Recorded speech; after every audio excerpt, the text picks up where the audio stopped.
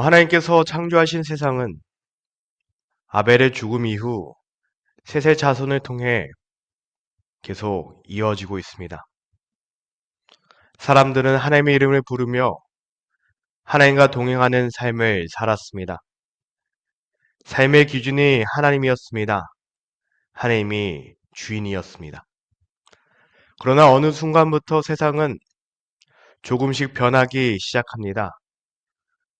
창세기 6장 5절은 여호와께서 사람의 죄악이 세상에 가득하심과 그의 마음으로 생각하는 모든 계획이 항상 악할 뿐임을 보시고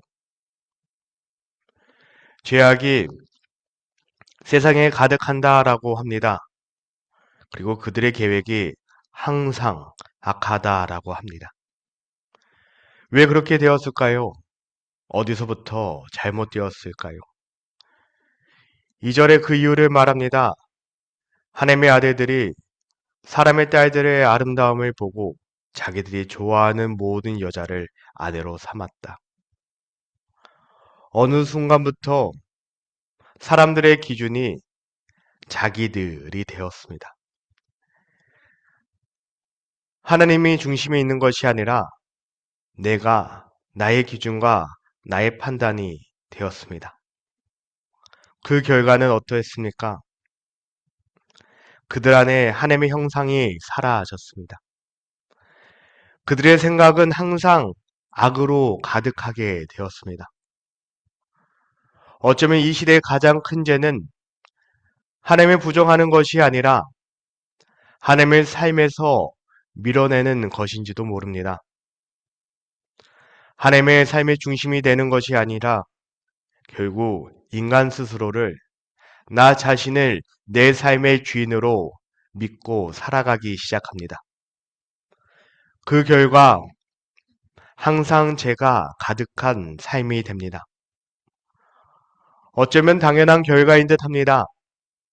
우리 안에 죄가 들어와 있기에 나의 삶 가운데 하나님이 떠난 자리에는 자유가 아니라 죄밖에 남아있지 않습니다. 지금 이런 모습을 바라보시는 하나님 아버지의 마음은 어땠을까요? 6절입니다. 여호와께서 땅 위에 사람 지으셨음을 한탄하사 마음에 근심하시고 그들을 바라보고 한탄하시고 근심하시는 하나님을 봅니다. 이것은 마치 자녀들이 더 이상 아버지를 찾지 않을 때 느껴지는 아픔인 듯 합니다. 하나님의 마음에는 눈물이 있습니다. 아픔이 있습니다. 하나님이 이렇게 슬퍼하시는 이유는 그 안에 사랑이 있기에 그렇습니다. 하나님은 사랑의 하나님이십니다. 그리고 동시에 거룩하신 하나님이십니다.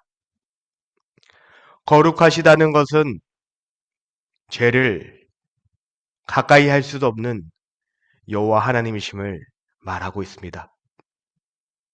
이제 하나님은 결단을 내리십니다. 내가 창조한 사람을 지면에서 쓸어버리겠다. 물로 세상을 심판하시겠다라고 결정하십니다. 우리도 자녀를 키우다 보면 자녀들이 잘못할 때가 있습니다. 그러면 잘못에 대한 벌을 해야 합니다.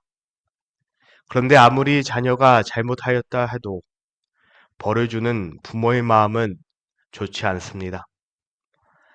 아무리 세상이 잘못하였다고 해서 심판한다 하지만 하나님의 마음도 좋지 않은 듯 합니다.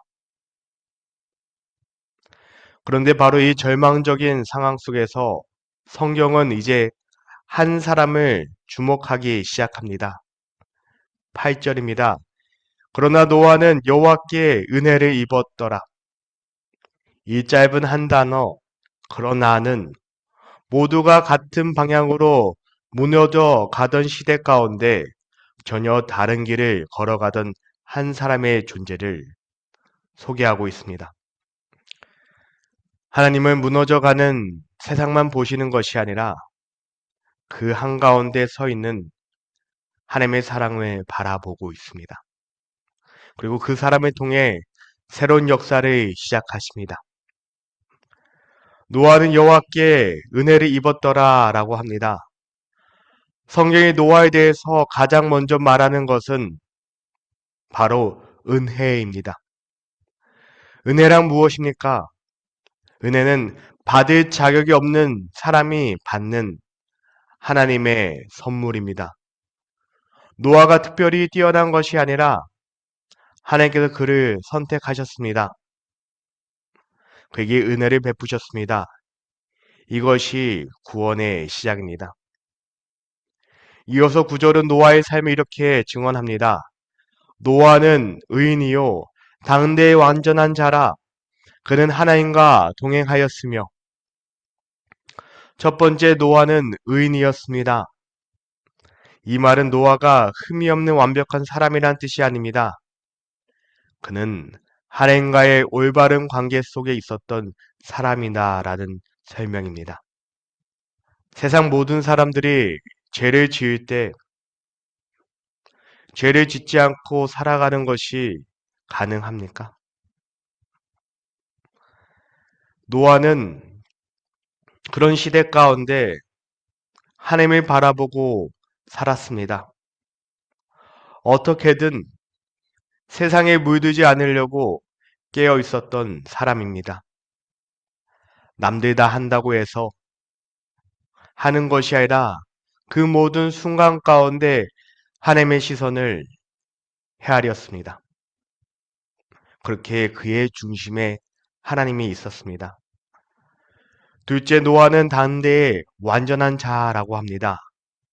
완전하다는 말은 하나님께 온전히 헌신한 사람이라는 의미입니다.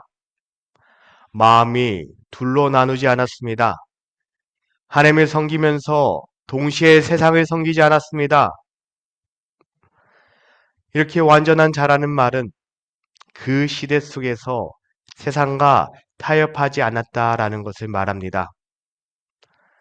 세상과 타협하지 않았기에 경험하는 손해와 억울함, 그리고 배척함이 있습니다. 하지만 그럼에도 그는 온전히 하나님을 바라보며 나아갑니다. 셋째, 노아는 하나님과 동행하였습니다. 이것이 가장 중요합니다. 의인이라는 것은, 완전하다는 것은 결국 하나님과 동행하는 믿음의 삶으로 나아갑니다.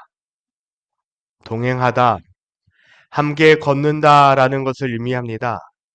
하나님과 같은 방향을 바라보며 같은 길을 걷는 것을 의미합니다. 나의 의지보다, 나의 뜻보다 하나님이 바라보신 그곳을 바라보며 나아가는 것을 말합니다. 그래서 히브리서 11장 7절은 노아를 이렇게 설명합니다.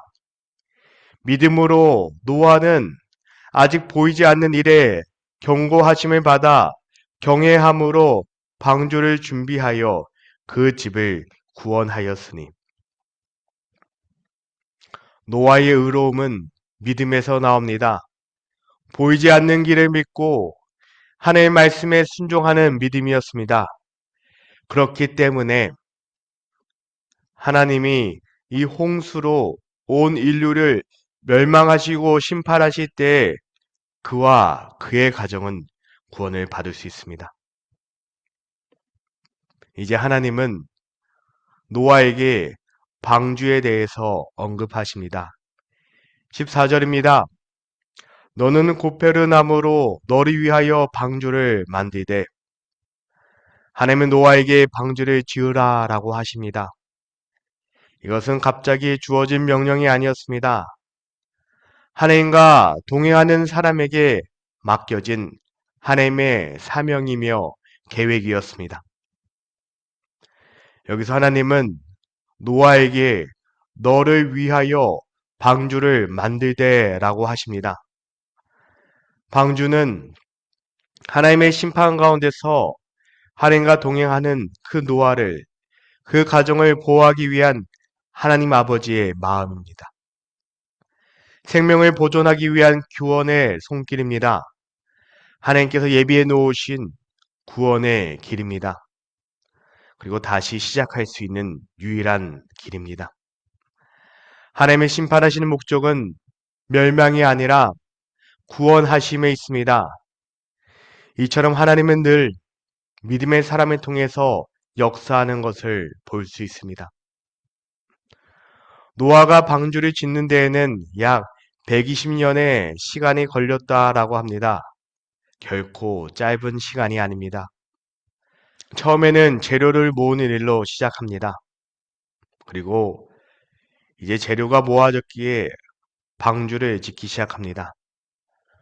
방주의 형태가 점점 드러나자 사람들의 조롱이 시작됩니다. 마른 땅에 왜 배를 짓느냐? 너 정신이 이상한 거 아니냐? 사람들이 얼마나 조롱을 많이 하였을까요? 사람들은 노아에게뿐만 아니라 그의 가족에게도 조롱을 하였을 듯 합니다.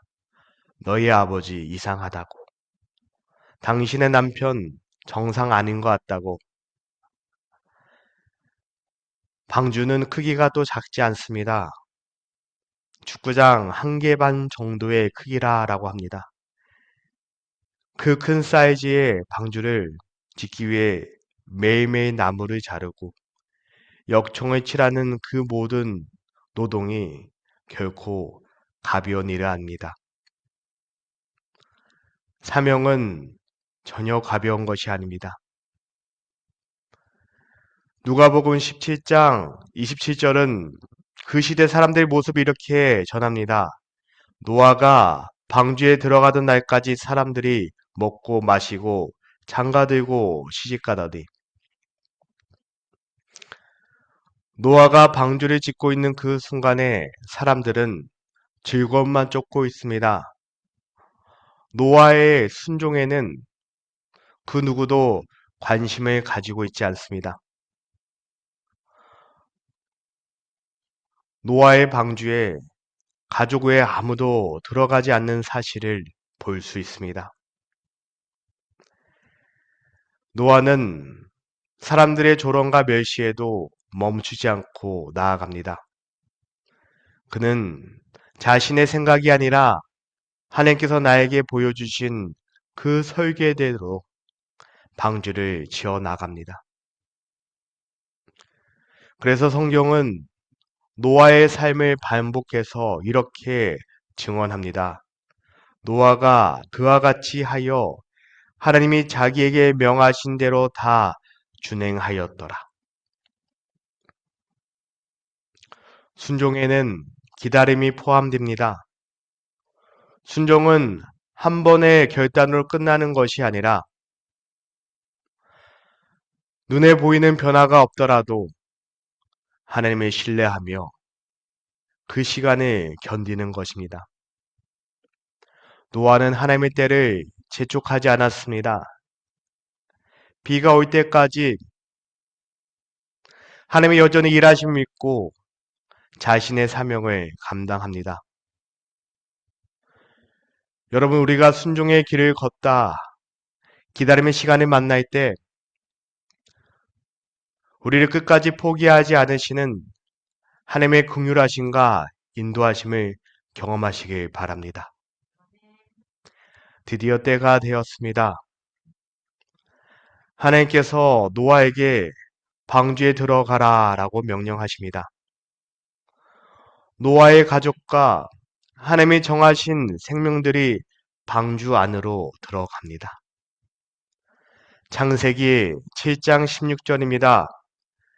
하나님이 그에게 명령하신 대로 들어가매 여호와께서 그를 들여보내고 문을 닫으시니라.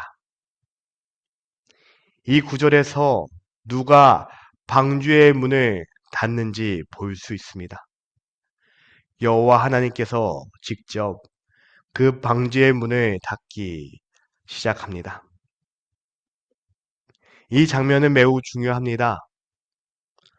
구원은 인간의 결단으로 완성되는 것이 아니라 하나님의 손으로 완성되는 것을 볼 수 있습니다. 노아가 순종하며 방주에 들어갈 때 하나님께서 그를 안전하게 보호하시고 감싸 주십니다. 이제 물이 많이 가득 차서 방주가 이제는 어떻게 되는지 성경이 이렇게 말합니다. 18절에 방주가 물 위에 떠다녔으며, 우리는 이 부분을 통해서 방주와 배의 결정적인 차이를 볼 수 있습니다. 배에는 키가 있습니다. 방향을 조종합니다. 돛이 있습니다. 바람을 타고 목적지를 향해 나아갑니다. 배는 인간이 주도권을 쥐고 이동하는 수단입니다. 하지만 방주는 다릅니다. 방주에는 키가 없고 돛이 없고 목적지가 없습니다. 그저 물 위를 떠다닐 뿐입니다. 이것은 신앙의 고백입니다. 방주는 삶의 방향과 주권을 전적으로 하나님께 맡기겠다는 믿음의 고백입니다. 그렇다면 방주 안에 노아는 무엇을 하였을까요? 어디로 갈지, 언제 멈출지 염려하지 않습니다. 그는 자신에게 맡겨진 생명들, 가족들을 돌봅니다. 그리고 문을 닫으신 하나님께서 하나님의 때가 되면 다시 방주의 문을 열어주심을 믿고 신뢰하며 나아갑니다. 방주는 인간의 능력을 증명하는 공간이 아니라 하나님의 신실하심과 보호하심을 경험하는 공간입니다.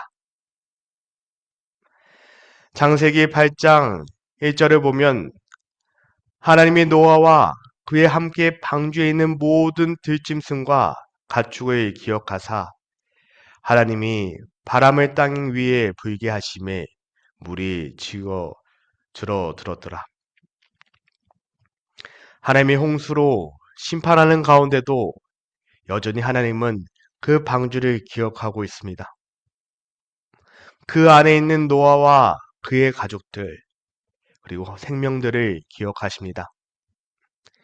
이제 물이 빠지기 시작합니다. 그리고 하나님께서 방주에서 그들을 나오게 하십니다. 그 문을 열어주십니다. 그리고 나서 창세기 8장 17절에 너와 함께한 모든 혈육 있는 생물, 곧 새와 가축과 땅에 기는 모든 것을 다 이끌어내라. 이것들이 땅에서 생육하고 땅에서 번성하리라 하시매, 다시 아담에게 주신 그 축복과 사명을 노아에게 주십니다. 이 말씀을 들은 노아는 무엇을 먼저 하였습니까? 먼저 제단을 쌓고 하나님을 예배합니다. 그는 살아났다는 안도감보다 하나님께서 자신의 끝까지 붙들어 주셨다는 그네에 감사를 고백합니다. 그리고 하나님은 노아와 언약을 맺으십니다. 무지개는 그 언약의 증표입니다. 다시는 물로 세상을 멸하지 않겠다라는 하나님의 뜻이 그 언약 안에 담겨 있습니다. 노아의 순종은 결국 하나님의 약속을 보게 했습니다. 끝까지 하나님과 동행한 사람은 마침내 하나님의 신실하심을 경험하게 됩니다. 순종은 어떠한 결과를 보장받기 위한 조건이 아니라 하나님을 신뢰하는 관계의 표현입니다. 그러나 하나님은 그 순종에 반드시 하나님의 언약을 더해 주십니다. 이 언약은 순종으로 걸어간 삶 위에 주어진 하나님의 신실한 응답입니다. 오늘 우리가 살아가는 이 시대도 노아의 시대와 크게 다르지 않습니다. 사람들은 하나님보다 자기 자신을 기준으로 살아갑니다. 여호와 이름을 부르던 그 믿음의 고백 점점 희미해져 갑니다. 그러나 여러분, 하나님은 오늘도 그러나로 시작하는 한 사람을 찾고 계십니다. 우리 모두 세상을 쫓는 것이 아니라 그러나로 하나님의 은혜를 경험하기를 소망합니다. 노아의 삶이 우리에게 묻습니다. 우리의 삶은 배인지 방주인지 묻는 듯 합니다. 배는 내가 방향을 정합니다. 내가 운전대를 잡고 내가 해결책을 향해 나아갑니다. 그리고 하나님께 이렇게 기도합니다. 말합니다. 하나님, 제가 정한 이 길을 축복해 주세요. 겉으로 보았을 때는 믿음 있는 것처럼 보이지만 사실은 그것은 하나님께 맡기는 삶이 아니라 내가 정해놓은 그 틀 가운데 하나님 여기입니다 라고 하나님을 초대하는 삶입니다. 그러나 방주는 다릅니다. 방주에는 키가 없습니다. 운전대가 없습니다. 방향을 내가 정할 수도 없습니다. 오직 하나님께 모든 것을 맡기고 하나님의 인도하심을 경험하는 믿음입니다. 우리에게 필요한 믿음은 이것이어야 합니다. 그리고 우리는 그 안에서 노아가 방주에서 하였던 것처럼 염려를 다 하나님께 맡기고 내가 할 수 있는 것에 최선을 다해야 합니다. 방주의 문을 닫아주신 하나님께서 때가 되면 반드시 문을 열어주심을 믿고 그 때를 기다리며 나아가야 합니다. 물론 그 길은 절대 쉽지 않습니다. 오랜 기다림이 있습니다. 그리고 그 순종의 길에는 조롱도 있습니다.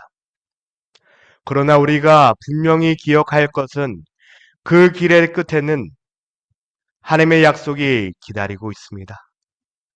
소망이 있습니다. 그렇기에 그 길을 끝까지 걸어 나가시길 축복하여 드립니다.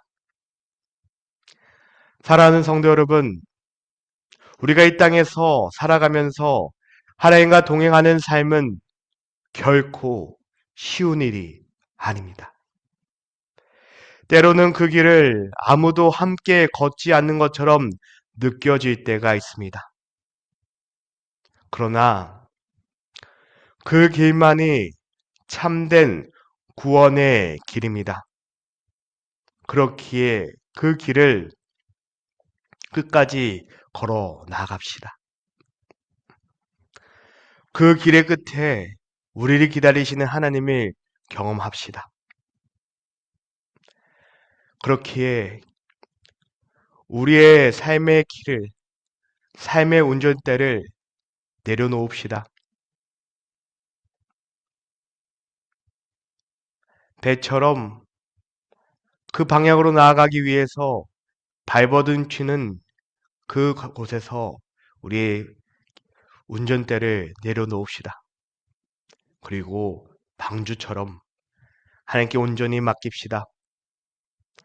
그러면 하나님께서 우리를 인도해 주시고 우리를 지켜주시며 내가 생각했던 그 이상으로 하나님의 선한 길로 우리 인도해 주시기 믿습니다. 그리고 그 약속의 무지개를 경험합시다. 그러나 노아는 여호와께 은혜를 입었더라. 오늘 우리도 이 은혜를 구합시다. 하나님과 동행하는 은혜, 삶의 주권을 하나님께 맡기는 은혜, 끝까지 하나님을 기다리며 나아가는 그 은혜를 구합시다. 그래서 이 땅 가운데 하나님과 동행하며 살아감으로써 이번 한 주간의 삶 가운데서도 하나님께 우리에게 부어주실 그 은혜와 인도하심을 기억하며 기대하며 믿음으로 담대하게 나아가시길 주님의 이름으로 축원하여 드립니다. 아멘.